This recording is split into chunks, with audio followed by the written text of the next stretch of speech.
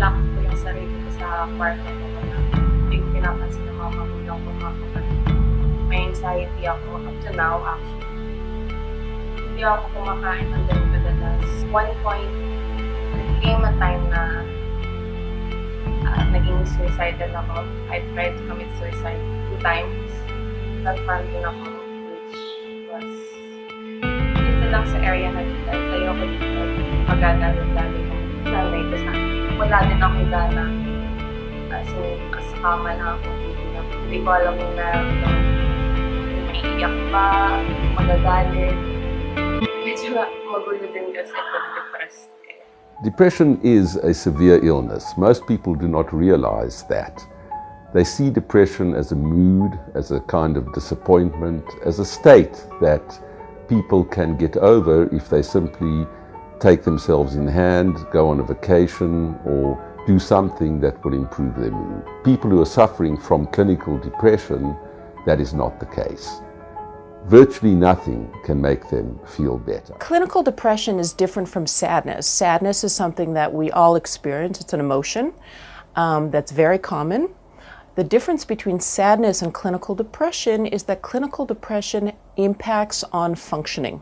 So things like depressed mood, loss of interest or pleasure, lack of appetite or increased appetite, insomnia or hypersomnia, psychomotor agitation or restlessness, fatigue or loss of energy, feelings of worthlessness or guilt, difficulty concentrating or making decisions, and finally thoughts of death, suicide, or a plan to commit suicide are all typical symptoms of clinical depression. Depression is a common illness worldwide, with more than 300 million people affected. Depression is different from usual mood fluctuations and short-lived emotional responses to challenges in everyday life, especially when long-lasting and with moderate or severe intensity. Depression may become a serious health condition. It can cause the affected person to suffer greatly and function poorly at work, at school, and in the family. First, depression can lead to suicide. Close to 800 people die due to suicide every year. Suicide is the second leading cause of death in 15 to 29-year-olds. Although there are known effective treatments for depression, fewer than half of those affected in the world receive such treatments. Barriers to effective care include a lack of resources, lack of trained healthcare providers, and social stigma associated with mental disorders. Another barrier to effective care is inaccurate assessment. In countries of all income levels, people who are depressed are often incorrectly diagnosed, and others who do not have the disorder are too often misdiagnosed and prescribed antidepressants. The burden of depression and other mental health conditions is under vice ruler. A World Health Assembly resolution passed in May 2018 has called for a comprehensive coordinated response to mental disorders at country level. The statistics on depression in the Philippines remain sketchy, EPA said. However, the Department of Health reported in 2004 that an estimated 4.5 million Filipinos suffer depression. In 2011, the World Health Organization has cited the Philippines as the country with the highest incidence of depression in Southeast Asia.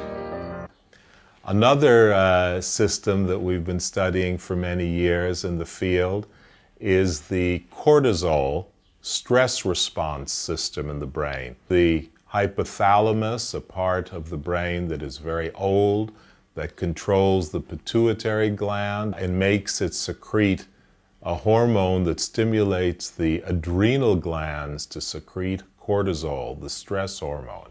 It's possible that a short burst of a stress hormone, which leads to a person to perform better and overcome his difficulty, is a positive, healthy, productive thing, but that chronic increases in cortisol, chronic anxiety, can predispose to depression by causing secondary changes in the brain.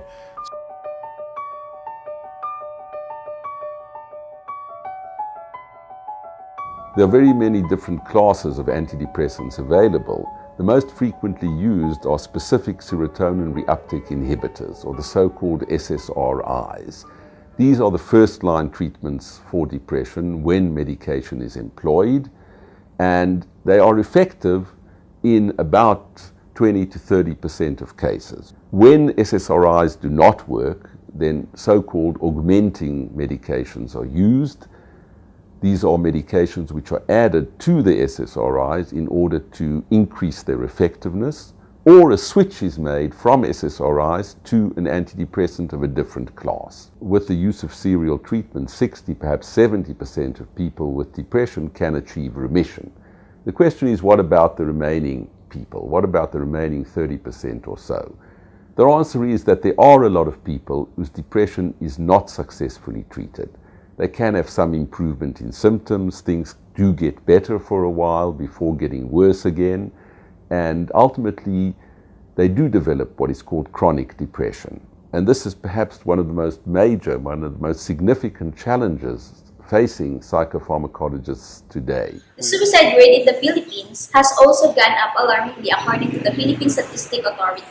In 2012, a total of 2,558 Filipinos committed suicide, majority of them are males. Most suicidal cases unreported, the DOH and the WHO had noted, due to the stigma associated with depression and suicide, a predominantly Catholic country. Only 1 in 3 who has suffered depression would even seek the help of psychiatrists, according to World Health Organization. We are now strongly entering a phase where we see the limits of the medications, where we have come to some blind ends, and where the newer medications are not always any more effective than the older ones. I think today, even biological researchers of depression like myself are convinced that psychological treatments are effective in depression, and clearly both chemistry and psychology play important roles in depression and its treatment. What we know about depression is that not only is there a biological influence, which is generally why people use medication to treat depression, but there's also an influence of the way we think. So the idea in cognitive behavior therapy is that people start having some negative thoughts. We call them negative automatic thoughts. If somebody was criticized quite often by their parents or by their teachers, then they have a schema that they're not good enough. If they're going along in their life and everything is good, then they feel okay.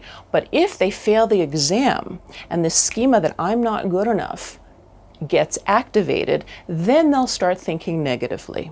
Like, I'll never be good enough, I'll never pass an exam again. What we want to do is help them see that these thoughts might be what we call distorted or erroneous.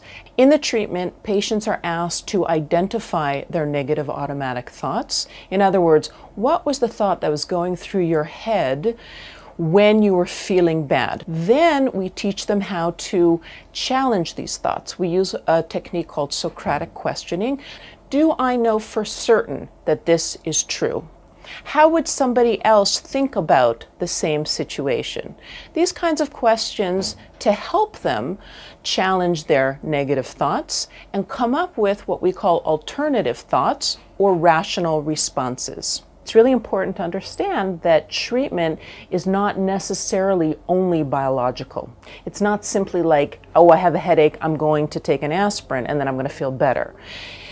You might feel better, but we would want to also understand what the causes of the headaches are. So if we can change that negative thinking, then we can prevent all future headaches or all future depressive episodes, because they learn how to manage their negative thoughts, which will prevent them from having depression in the future.